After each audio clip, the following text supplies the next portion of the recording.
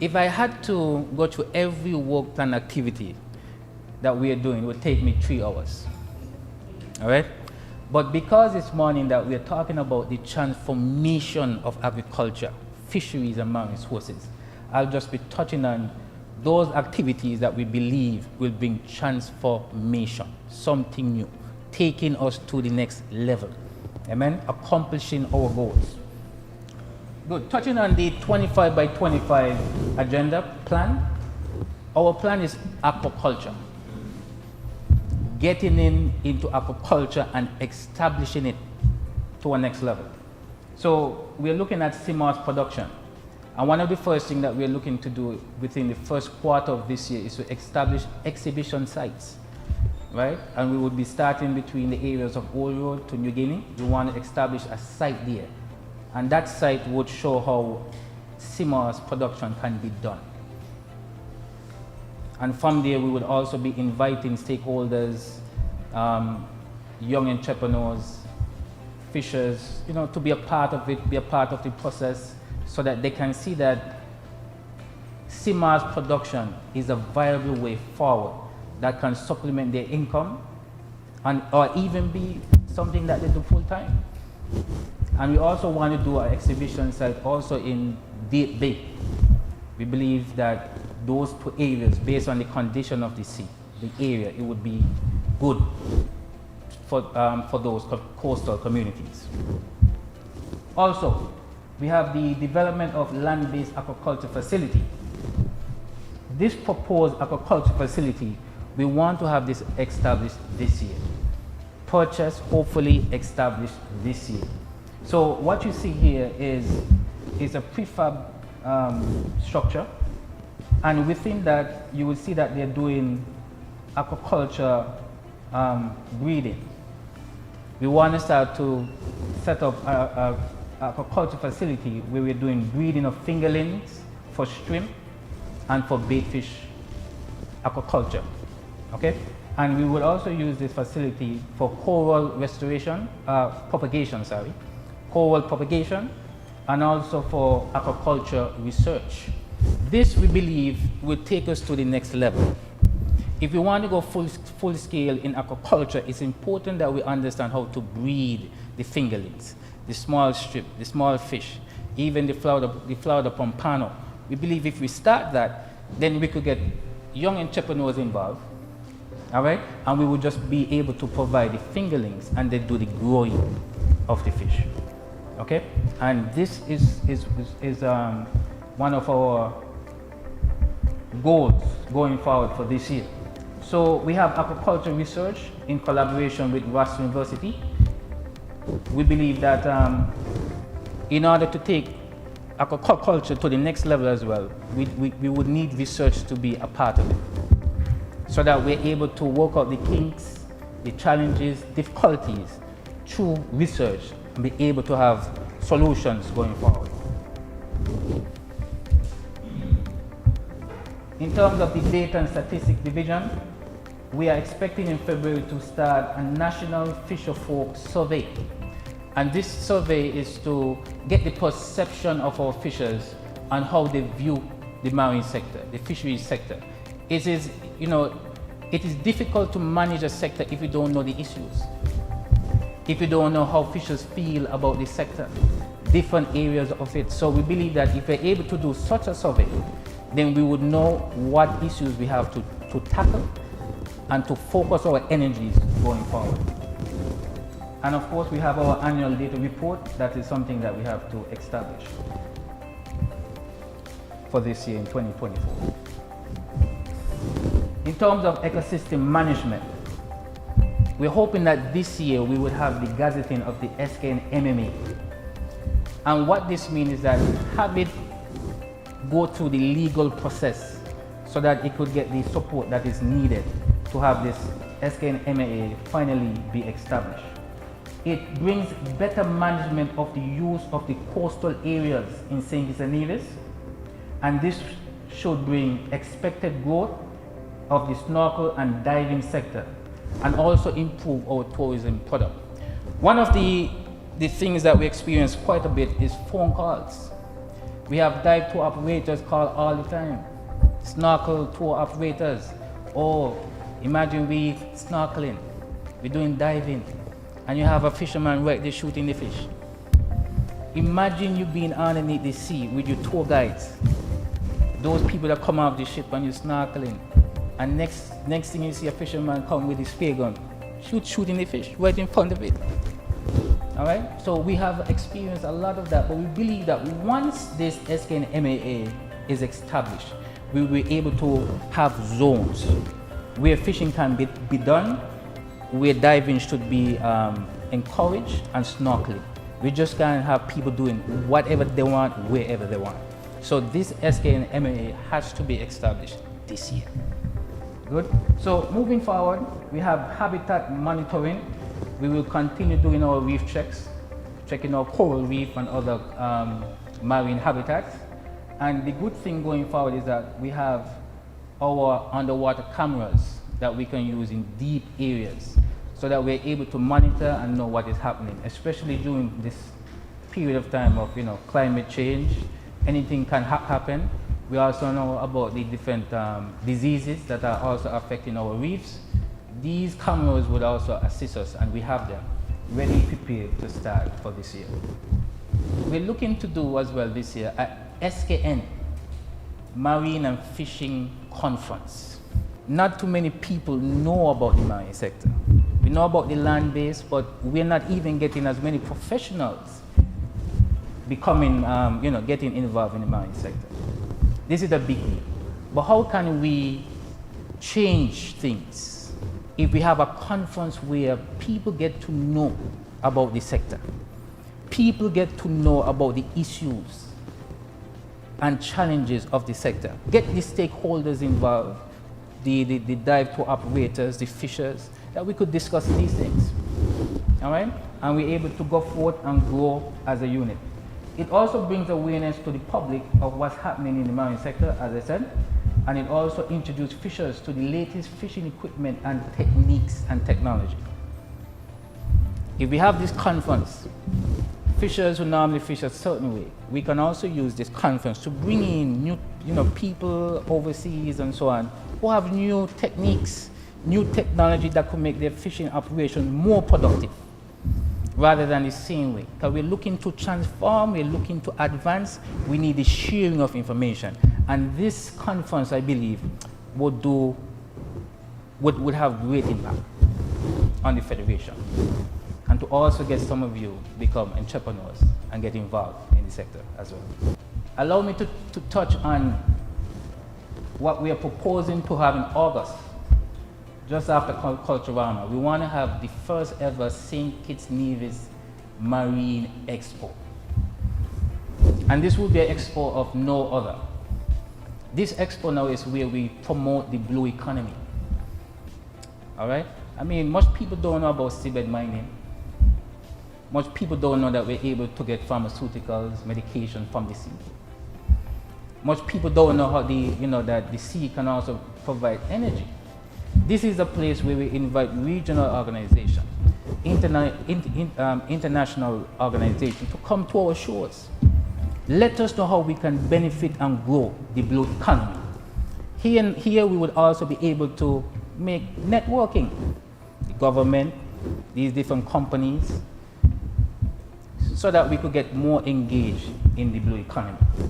Here, we would also showcase what is being done locally as well.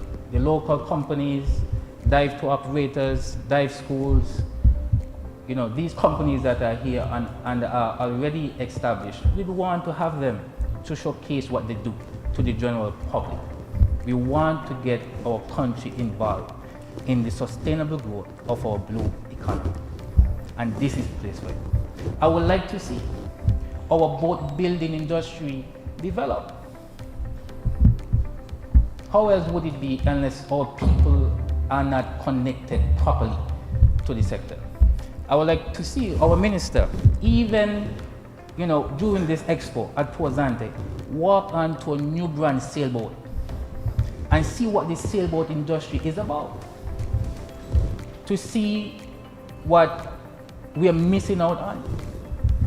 And this expo is to bring us closer to what the world is doing in terms of the blue economy moving forward. And this is what we're doing. And this is what we're looking to establish this year. First of all, the Coast Fish project is improving co-management between our fishers and the authorities, working together. And what we are establishing this year, I mean, this picture will show you that we have already started to construct what we call cages, right? These are pictures from last week. Cages, and these cages, we will be putting in conch shells in these cages in order to make artificial reefs. These artificial reefs will be there to attract juvenile lobsters and to attract marine life. And these would be placed in the Southeast Peninsula area and also in Nevis. So that is what we're doing, and we're expecting to start this in February. The mitigation of ghost fishing. Most of our fishers, a number of them, they use fish pots. And from time to time, these fish pots get lost. And not because a fish pot is lost mean that it has stopped fishing. These fish pots can be in the sea and they continue to fish even though they are lost. Because as fish come in, they die, they're seen as meat, and more fish come in continuously. And they can deplete the fish stocks that we have. So we want to tackle this issue. And the way forward for this year is that we are tackling this issue by using the natural jute twine to install the doors of the fish pot. So where they take out the fish when they catch it, that little hatch is going to be tied on to or installed with jute twine, right? And this jute twine is biodegradable. So after 3 weeks, if the fish pot is lost, because normally fishers check their pots every 14 days in a 2-week period, but this twine lasts for 21 days before it starts to biodegrade. So the point is, if our fishers start to utilize this twine, then if they get lost, if the fish pot get lost, it would open up. The twine would biodegrade, and this would open up and allow the fish to come out. So this fish pot will not be actively fishing in the sea anymore. And this is what we're doing for this year. Getting our fishers involved in it. We have fish pots that we're going to be giving to fishers so that they can see how it works, and then get them on board. And at some point later on in the future, we could start to enforce it more. But we want to get our fishers involved in utilizing the jute twine or the biodegradable panels. Fish products. Just like the Basset Fisheries Complex where you can go and get your fish, you would be able now to get it as well in Old Road. So we're making the Old Road Fisheries Complex also a fish depot. The government will be buying fish, processing the fish, and selling the fish at Old Road to the local community, to the people there, so that they could have fresh fish, clean fish, safe fish to consume. Also, our plan is to have value-added products on the menu to be sold, such as fish sticks, fish balls, utilizing ocean pelagic fish and underutilized species fish as well, to make these fish balls and fish sticks.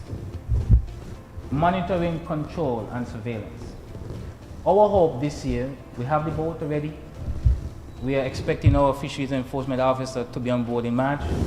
We are looking to do more, increase our monitoring and surveillance with vessel monitoring systems. Okay? We are looking to do far more patrols in order to inspect our fishers and inspect vessels on sea to make sure that they are complying with the rules and regulations of the country. So we are looking to do that. We are looking to crack down on illegal, unreported, and unregulated fishing, IUU fishing.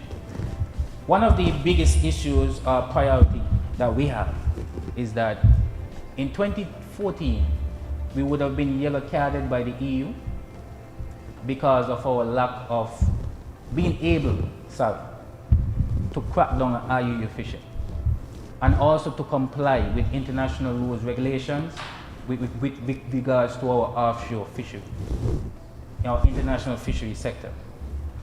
And one of the requirements is that we have to be able to monitor our local, our EEZ, our own waters. That is a requirement in order for this yellow card to leave us and be behind us. So what we are proposing now is, for this year, we will be purchasing vessel tracking systems. And this will allow us to track our fishing vessels, to know where they are fishing, whether they are fishing in the right areas, whether they are fishing illegally, whether they're fishing in areas outside of our boundaries.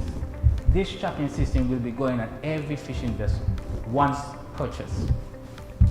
And this this device, one of the things about it is, it logs multiple locations every minute. It collects data continuously in all locations, and it automatically uploads data when in range. So this is what we will have, and we will be able to monitor all our fishing vessels. And this is an example of a diagram, if you could see properly. This is in Barbados, and they're able daily to check the whereabouts of the fishing vessels. They will know those vessels who are fishing illegally. All right? So this is important for us to establish this year, so that we could finally get the yellow card that was given to us, or on us, in 2014, behind us. This is one aspect that we have to fulfill. Sasan Management. We all know about the Sasan seal. It has plagued us since 2011, 2012. Over a decade now. But finally we are getting the assistance needed, the help needed, through the Improving National Sargassum Capacity in the Caribbean project by the UNDP. We are finally getting the assistance necessary. And what we are getting in terms of the benefits of this project is floating booms and barriers, aquatic sargassum harvesters, which means there will be a harvester, conveyor harvester in the sea, picking up the sargassum. So it doesn't necessarily have to come on the shore anymore. We could pick up the seaweed in the sea. So we would have that capacity going forward, probably by the ending of this year. So we're looking to also have workboats, beach rakes, lightweight tractors and dump trucks to be a part of our fleet going forward to deal with the sargassum issue that has plagued us for the past 12 years or 10 years. Capital projects that we're looking to establish this year are started this year. Construction of the new Date Bay Fisher Car building. The building has been down, can't be used for a long time now, and we're looking to have this building established finally. Also, we're looking to renovate and add additional lockers to the rooms at the Basset Fisheries Complex. The fishers, if you go there, you see that when rain comes, rain falls through the roof and wet up everything that the fishers have in the locker rooms. They have complained, and finally a solution will come this year. Thirdly, we are expecting to see the start of the second phase of the Old Road Breakwater project. We're hoping that this year at least they will have their fuel station. No longer fishers will have to go to town, get gasoline by Port Zante, go back. Imagine having to use fuel just to go to town, come back. We want to make their operations more productive, more profitable, and we believe that having a fuel station on site would assist our fishers there. So these are the capital projects that we will be working on for this year. So, lastly, fisher capacity building programs. With all that has been said, unless you change the minds, unless you improve the information that our fishers have, you cannot transform a sector. Everything will be going full speed, new building, this, that, but our fishers are left behind. All right? What we want to establish is a fisher capacity building program. And this program is here to attract new fishers in. We are hoping that we could collaborate with the STEP program to get at least 10, 15 fishers. And we make them, you know, we attach them to other more established fishers for the time being to know the fishing techniques, to get a better understanding of how to fish in our type of waters, to prepare them. Okay? And apart from this as well, we will know our plan, and we will be discussing this with Joyke in a few weeks in February. We want to have this year a plan, a program, where we're able to give our fishers, the leaders especially, a global experience of how fishing is done in more developed countries. Good? Let them go and see far beyond what they know here. Go abroad and see what they're doing abroad. Go and see what type of equipment, fishing boat that they use there. Go and see how cooperatives operate overseas, that they may come back and be the leaders and the champions to help to change the minds of the other fishers. Because it's very difficult for people like me and you, those who are in management, to change the mind of fishers. It's easier for fishers to change the mind of fishers. And we believe a program like this would give the necessary exchange of knowledge, experience using certain fishing techniques and boats. If you look outside, you go to the landing sites, you see the type of boats that have been used. It's boats that they've been using for maybe 300 years. Canoe boat, pirogue boat. We believe if we're going to transform the sector, it's time to use bigger boats that could fish further out, that can stay longer on the sea, that can be more profitable and more productive. And this is our work plan, our summary of the transformative activities for the Department of Marine Resources. Thank you for listening.